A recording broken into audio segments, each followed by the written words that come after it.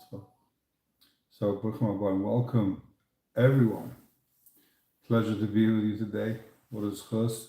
Again, we're in the live studio filming from Beit Shemesh. We are on BROCHOS Daf Mem Zayin Amud Aleph. The main Amud is Mem Zayin on the base. We are a few lines from the bottom of the Mem Zayin Amud Aleph.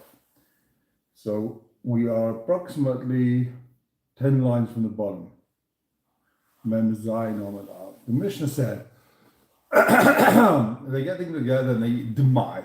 Demai, we said, what's demai? Demai is domai. What is this? It's the bread of an Amoritz. And you don't know if an Amoritz takes Trumas and Mises. We don't know. Does the Amoritz take Trumas and Mises? Again, the Amoritz, the people of the land, meaning he doesn't know any halacha or he doesn't keep halacha. It looks like, we're going to see soon in the gemorah, the category of an Amoritz isn't someone who doesn't learn. It's a machlokes. It means someone who doesn't keep halacha. But we're going to see. It's a kasha. So the Gemara says, Ochal demai. So the Gemara says you could do a zimun. If someone's eating bread, it's demai. You could be mizaman. You could do a zimun. That's fine. Gemara asks, that's fine. Ochal demai ala chazile. You're not allowed to eat it. You can't eat bread if you don't know if it was taken Trumas and Mises. You need a hechsher. You need to get certified. How are you eating this bread? You don't know if there's Trumas and Mises taken from it. It's demai. So you're not allowed to eat it. So if you can't eat it, you can't make a zimun. That's the Gemara's kasha. Right? So says the Gemara, Kevan, since if he wants to, he could go ahead and make all his possessions hefka. He could say, all my possessions, you can grab it. It's all hefka. Anyone can. Hefka means anyone can take it. It's not mine anymore. I'm taking away my ownership from my possessions. Anyone can take it. It's a free for all, right? Since anyone is able to at any stage say all his possessions are free for all, I don't own anything. Therefore, says the Gemara, given the bo mafkalahu, then he would be a poor person. And poor people are allowed to eat demai. Someone that's an ani, Chazal said allowed to eat demai. If you're not an ani, if you're not poor, you're not allowed to eat demai. You have to make sure it's good. But if an ani is allowed to eat demai, and since he could make himself poor by forgoing all of his worldly possessions, therefore he's allowed to eat it. Therefore he's not allowed to eat it. It's demai, you're not allowed to eat it, but therefore he's allowed to bench. If he ate it, he's allowed to bench. Tisnan, machilin esanim demai. It says in the Mishnah, poor people, we give them. For ani comes to your house, guy's starving, hungry, you have nothing to give him. Give him demai. He's allowed to eat demai. So of course you shouldn't eat demai. You don't know what it is. Domai. We don't know what it is. Is it Trumas and Mises taken? Is it not taken? But if ani comes, you're allowed to give him demai. Vesachsanya, you give demai. You're allowed to give the achsanya demai. What's the achsanya? So the achsanya was the soldiers that passed through the towns, and they didn't have in those days, I guess, good soup kitchens or good restaurants. They used to go to people's houses to eat. You had thousands of soldiers coming in, and they had nowhere to eat, so they go to people's houses to eat that. So those soldiers that are coming through, you're allowed to give them demai. Taisa says, the second to last Taisa, it's talking about where the people are coming, these soldiers, the Jewish soldiers, they're coming into your neighborhood, or Jewish soldiers are coming into your neighborhood, and it's your responsibility to feed them. Even though it's your responsibility to feed these soldiers, you can still give them demai. They're anim, Taisa says. These soldiers, they're anim. They've got nothing to their name. They're traveling, even if they got in their house money, but now right here they're considered ani. They've got nothing to eat. Taisa says they're considered the ani, and therefore you can give them demai. So that's the Gemara. It says Rav Huna,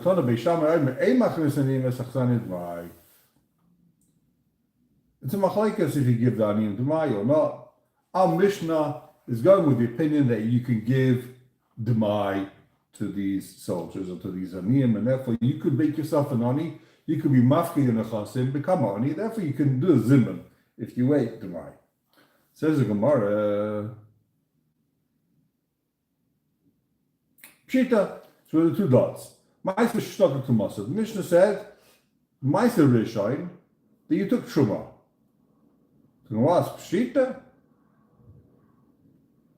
So a quick recap: when you've got this crop, right?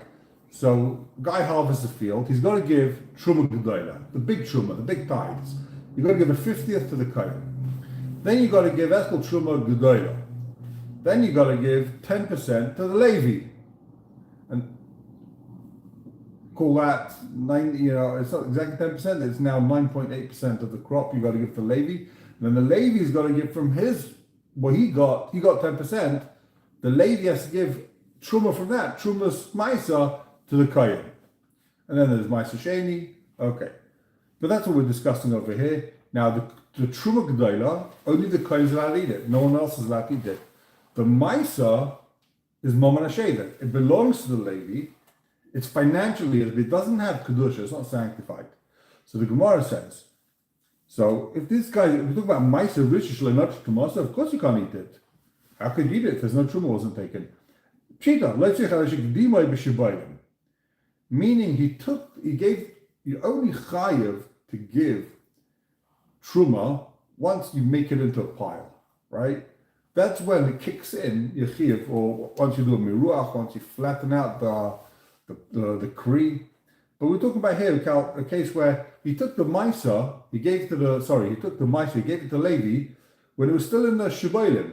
You had the wheat was still in the flour, whatever it's called, in the leaves, so therefore there isn't yet a chiv to give truma. He gave the maisa before the chiv kicked in. So what's the din? V'rivish ben trumas maisa. So now what happens? This Levi, he got his maisa, and he gave from what he got the trumas maisa. But the Levi didn't give the first tithe, the truma gedola. So he took a 50th of the 10%. He didn't take a 50th of the 100%. That was on the balabais to give. The Levi only gave a 50th of the 10%. And this is gone like the opinion of Rav Avodah, Rish Lakish, Ma'aser Risha Shekidimai B'Shibolim, Potem Truma Gedola. How are you allowed to bench with this thing?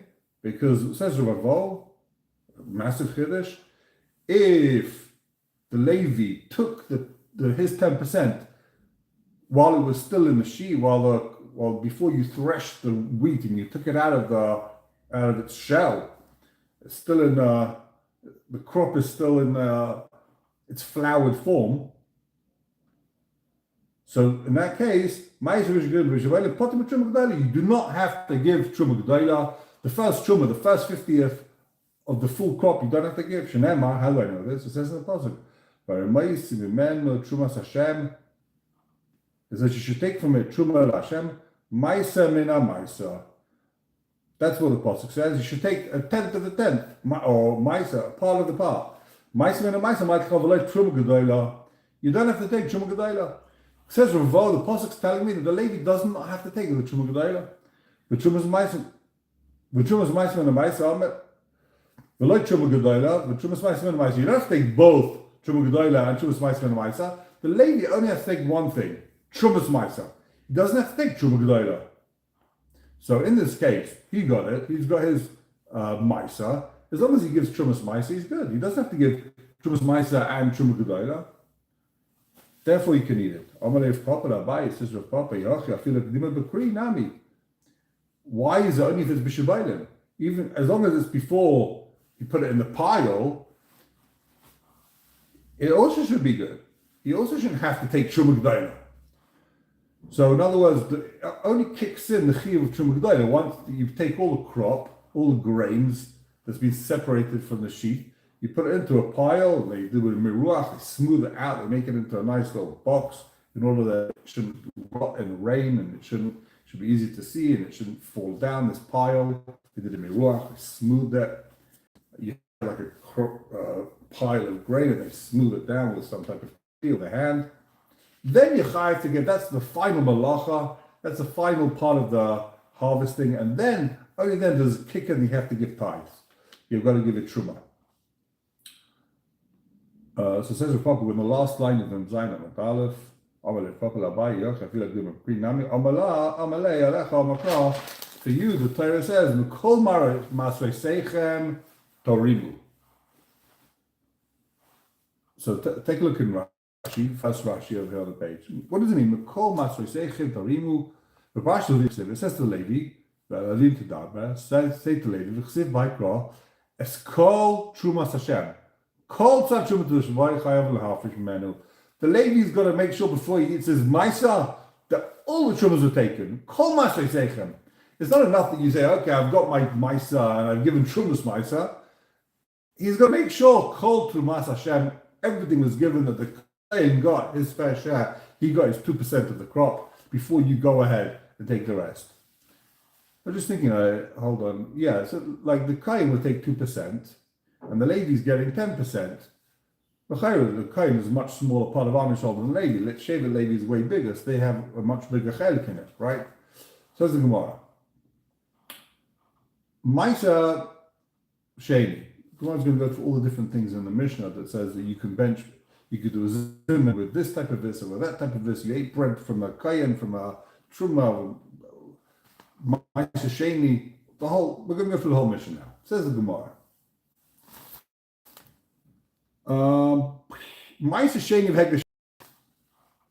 You got Maisa Sheni. Now Maisa Sheni or Hekdesh, but you paid it. Pshita. If you redeem the Maisa Sheni is to take to Shalim. If you redeem it, you take the money to Shalim, or any Hekdesh. If you pay it, you can eat it. So why can't you do a zimmer? If you paid the Maisa Sheni, if you redeemed it, you took money, you said this money is instead of this Maisa Sheni, instead of this apple, or instead of this bread. So of course I can eat it, and I can mention it. What's the chiddush? You paid the Karen, you paid the 100% of the value of the bread, but you have to pay when you redeem Maisa Sheni or Hekdesh. The Gemara says that you've got to add 20%. So you didn't add 20%. The chiddush here is that it's the chaymesh that you're giving. We're learning from a separate din. But the extra 20% you have to have, that you have to add, that is not obligatory. You have to do it, but it's not ma'akev. If you didn't do it, you can still eat it. It's not awesome to eat until you do it.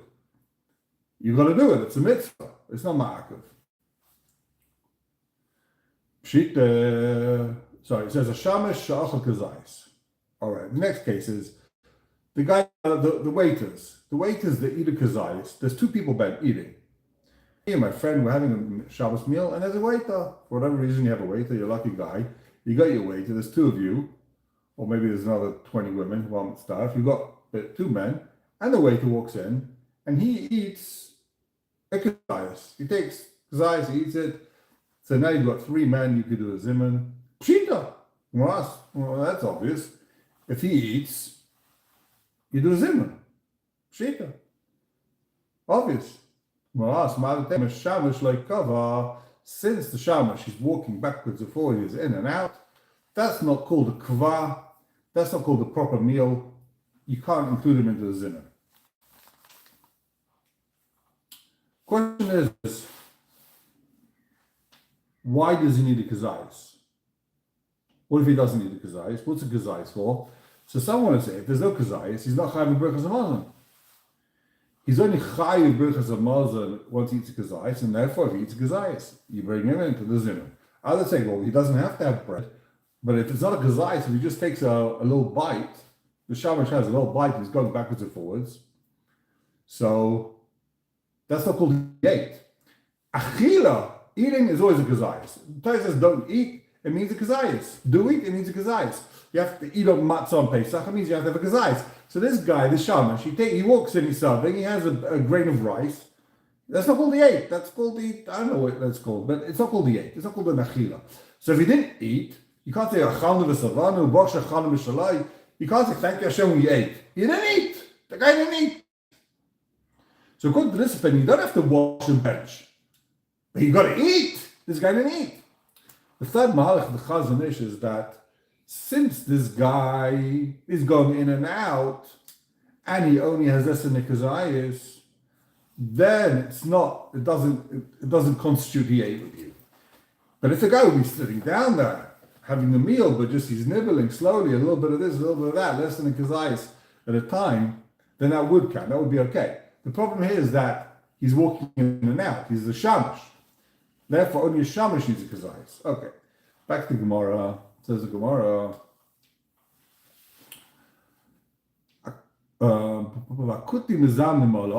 Kusim, they were people who came from the north of Israel back in the day, back in the time of the Novi, 2,500 years ago.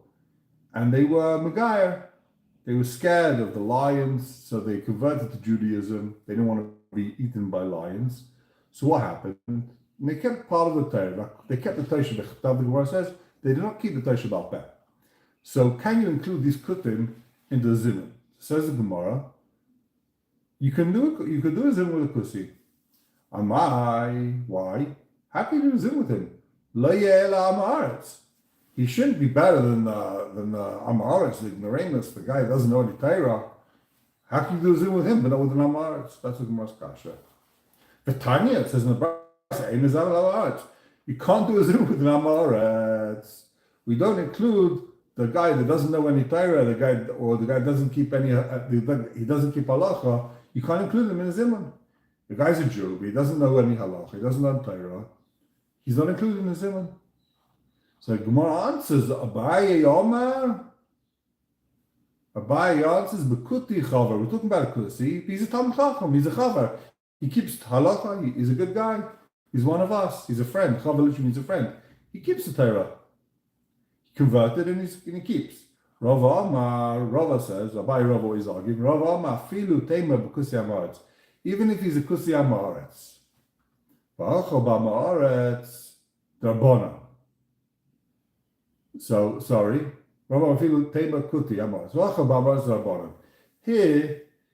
about Amar Zarbanan. What does it mean, Amar Zarbanan? The Biyar of the Meir. Askina.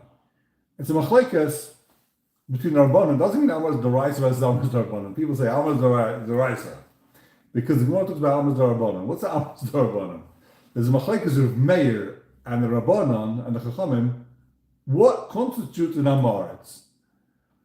There is no Amaretz D'Oraisa. There's Amaretz D'Rabbanan, there's Amaretz D'Meir. So what's Amaretz D'Rabbanan? So the Tanya says in the Brisa, Eizu Amaretz. Who is considered an Amaretz? Someone that doesn't eat even chol, it's not hekdesh. You have to eat your hekdesh, your holy food, b'taira, after you went to the mikvah. But in those days, even if you ate chulin, you're allowed to eat it not b'taira. You're allowed to eat it tomei. But someone that eats even his chulin and tomei, that's the amaretz. We're expecting from a guy who's amaretz to be even his chulin he eats b'taira. He goes to the mikvah even before every time he eats. If he's tomei, he has to make sure why. As again, there was a shmira. Rambam says because a tire mainly zehiras and ruach hakodesh and nevuah. The person should always try and sacrifice himself. So now I'm not someone that's not doing that. He's like, I'm allowed to eat it. I'm Tomei, but I'm allowed to eat. He's strictly speaking, you're 100% allowed to eat it if you're Tomei. Nowadays we're all Tomei. We all eat cholid, but not b'taira. But this guy, that's called Amaretz. Divrei Remei. V'chamayim now. That's not Amaretz. No, it's not Amaretz. Because she ain't a ma'aser parasif karoi. And Amaretz is someone that isn't medactic. He doesn't take ma'aser properly. So here we see the category, and that's Amar Zarbanan. Amar Zarbanan is someone that isn't careful with Shmiras HaMitzvahs. He knows what he's got to do. He knows he's got to give to the Kohen. He's not careful sometimes, yes, sometimes no, he forgets about it. He does it when he can. When he can't, he doesn't do it. So, Vahani Kutai, now the Gemara is going back to the Kusim. Why are the kusim, again, the kasha is, why are the kusim better than the amaretz? Why are these kusim allowed to be zimuned but you can't be zuzim with Amoritz. But Hani Kusai, these Kusai, they're better than Amoritz. Why? Asuri Maisa Kedazi. We see that they take Maisas. They're a doctor. They're good guys. They take Trumas and Maisas. So they're not Amoritzim. Because he doesn't have a din of Amoritz. He takes Trumas and Maisas. The B'mai, the Chsiv Baraisa, Mizah B'Zayiri. Anything that says in the Torah, and it says in the Torah, you've got to take Trumas and Maisas, they're very careful. Whatever says in the Torah, they're very careful. It says in the Torah, take Trumas and Maisas. So the Kusim, they're very careful. The Omar Mar said, Kol mitzvah shezichu b'kusim haba v'dak v'yisiv Yisrael. Whatever the Kusim did, whatever they took upon themselves, meaning the Torah B'chtav, the written Torah, they were more careful in Yisrael than the Jews. Yes, in Yisrael, they were more careful than the Jews about the Doraisa. Okay, so you all ask yourself, so how do we nowadays do a zimun with Amoritz? Nowadays, all the time, we have Amoritzim, maybe all Amoritzim, when we do zimun with Amoritz, how does that work? How are we doing zimun with Amoritz? It's not my kasha, it's Taisa's kasha. Take a look at top Taisa's. Actually, well, we didn't get that first. Let's see in the gemorah first. Good idea. I forgot. Back to gemorah. Torah Rabbanon. Another machlokes about this Hamaretz. Ezer Hamaretz. Kol she'en ekar kriyash ma'avis and shachris. You know who Hamaretz is? A guy who doesn't say Shema in the morning, the evening. Divrei Rebbe Lezer. That's Rebbe Lezer. Rabbi Shua kol she'en liach tefillin. You know who Hamaretz is? A guy doesn't put on tefillin. That's not Hamaretz. Ben Nazarei kol she'en tzitzis b'bigdai. You know who's an Amaretz? Guy doesn't wear tzitzis. Reb Nosson Leimer kol she'en mezuzah up this way. Guy doesn't have a mezuzah in his house. Reb Nosson bar Yosef Leimer kol she'esh le'bonim ve'enim megadol Torah. He says someone's got children and doesn't teach them Torah. That's an Amaretz. Acheirim oimrim kora v'shon v'leishim shtam l'chacham ha'ez Amaretz. You know who an Amaretz is? He read, he learned, but he didn't do shimish tam l'chacham. He's an Amaretz. You don't know what it means to be a Talmud Chacham. You learned it. You read it in a book, but you didn't actually see how a Talmud Chacham acts. You're an Amaretz. Amarafuna alacha kacherim. We paskin like this acherim. That's what an Amaretz is. Someone who didn't do shimush. That's an Amaretz. It's not enough to learn. The Rashi in Seita says, we're talking about here, Kor v'shana, he learned Mishnayos. He read and learned Mishnah. But the Shimish Tam, and the Shimish Tam Chacham is actually learning gemorah. So if you learn gemorah, you know about Amaretz, according to that Rashi. It's not about actually shimush, washing his hands. It's about learning the svaras, hearing the svara, understanding what's going on, not just seeing the Mishnah. So according to this gemorah, with paskin like a chayim, you can't bench with them, you can't be mezaman with an Amaretz. Who's an Amaretz? Anyone that didn't do shimush. So how do we now bench with people that didn't do shimush or that don't learn gemorah? That's the kasha. Says Taisus, back to the top Taisus, we got that here.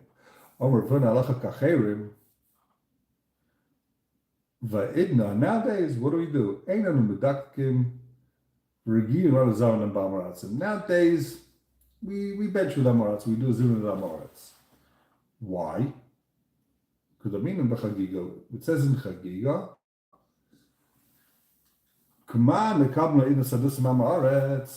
how is it nowadays we accept testimony from the Amaretz? He doesn't know halacha. He's not a doctor. Why should we accept this testimony in court?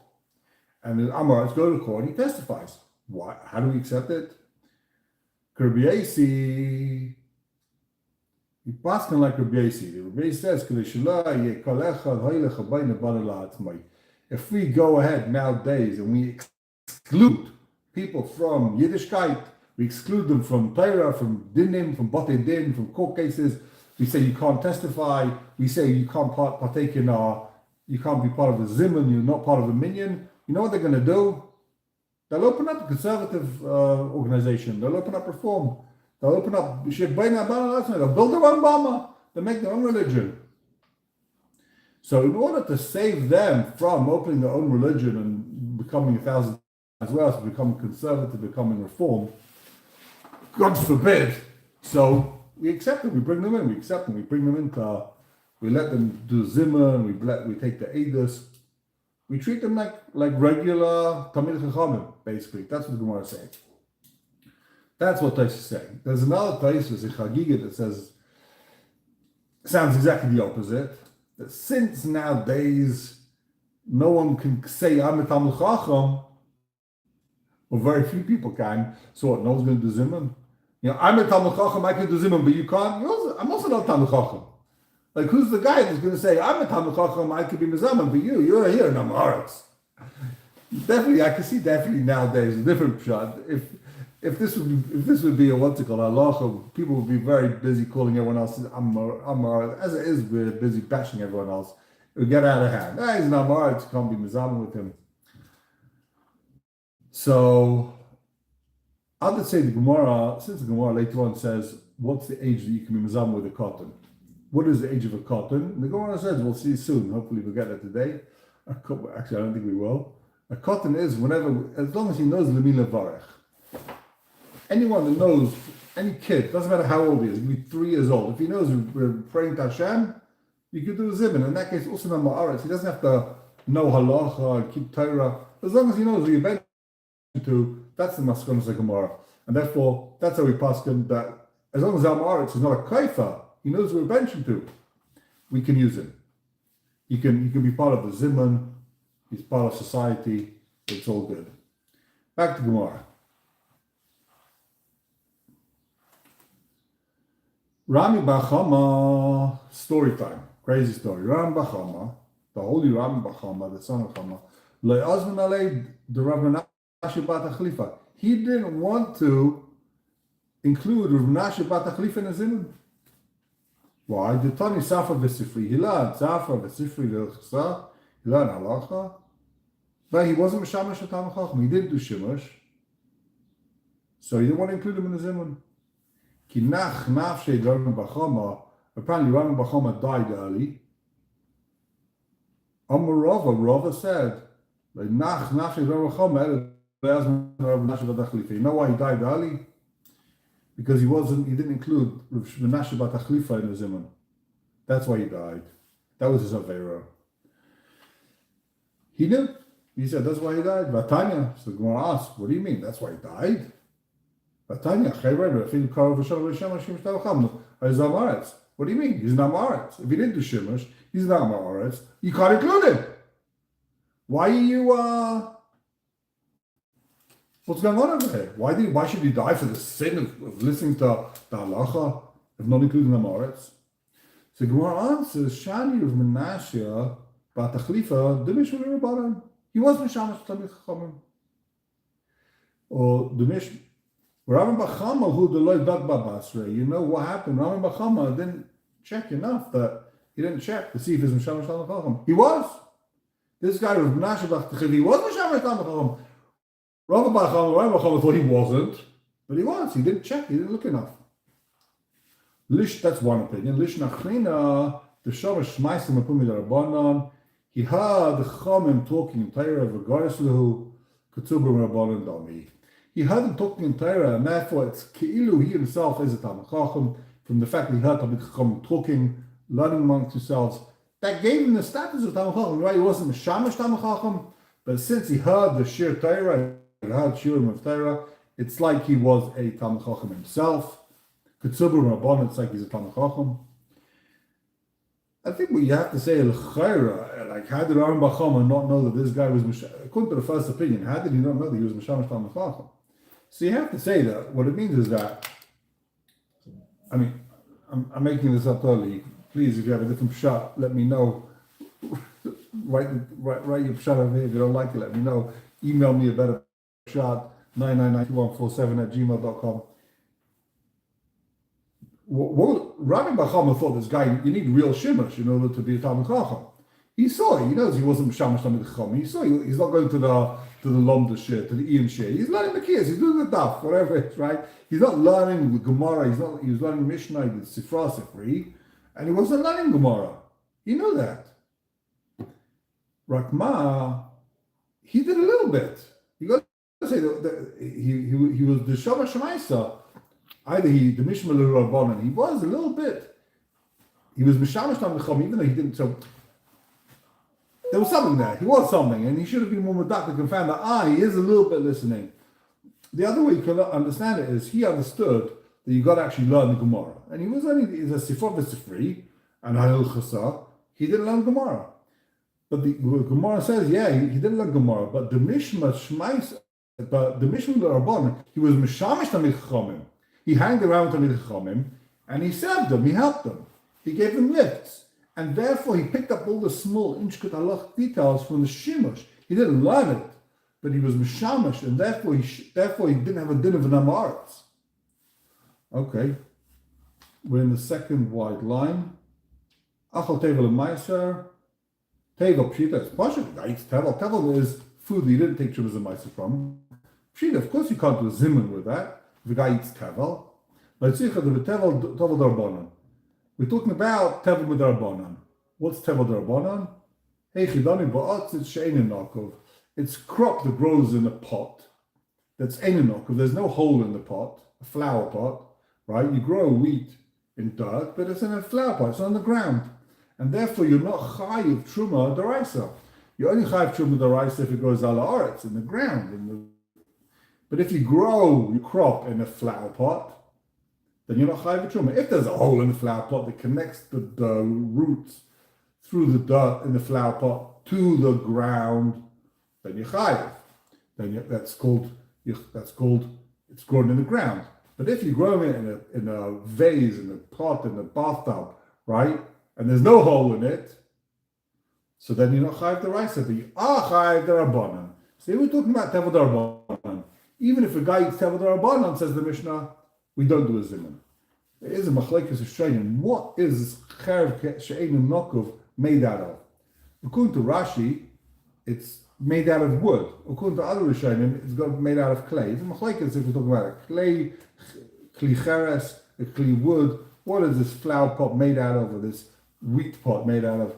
Okay, we're going to have to end right now. So, shkoyach, have a wonderful day. Thank you very much for tuning and listening. Again, any questions, please email me, ask me directly. We'll be more than happy to answer you.